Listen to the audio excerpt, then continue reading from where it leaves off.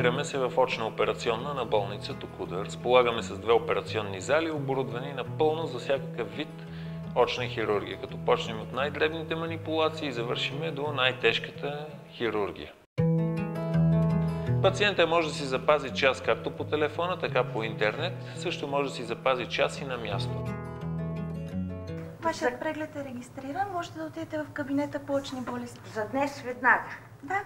Опитали сме се да организираме работата в очните кабинети така, че даже и да дойде пациент на момента и ако той държи да бъде прегледан, може след известен престой да бъде осъществен преглед. И дясното око ви за операция.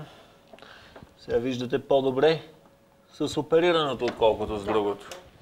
Трябва да оперирате и другото око. Най-честата причина за хоспитализация на пациент в очно отделение, това е катаракта или на български казано перде на окото. Първите симптоми, които са свързани с разсейване на светлината и замъглено зрение. Пациента както не вижда на телевизия надалече, така има проблеми и с четене. След като сме установили, че пациента има катаракта, ние му предлагаме различен вид хирургия.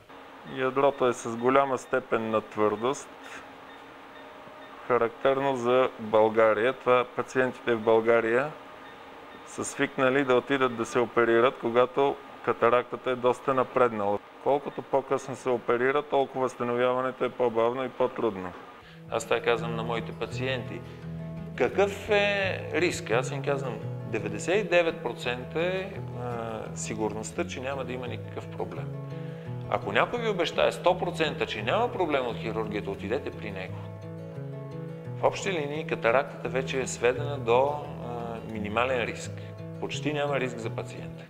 Съвременната апаратура, с която разполагаме в отделението, е последен писък на техниката. В общи линии много малко от клиниките по света могат да се похвалят с наличието на фемтосекунден лазер за катаракта. Това е една апаратура, която дава възможност операцията за катаракта да се сведе до минимален риск от усложнения.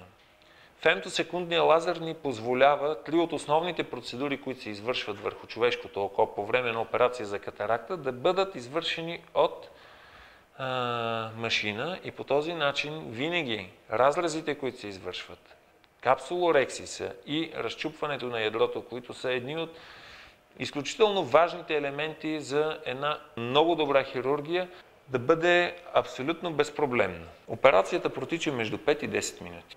Имплант, вътреочен имплант, интраокулярна леща, за да може пациентите да придобият представа какво ние използваме за хирургията на катаракта. В общи линии може да си представите за колко финна оптика става дума и доколко трябва да бъде точна хирургията, за да може пациента след това да има едно добро зрение. Така, ще ми дадеш лещата.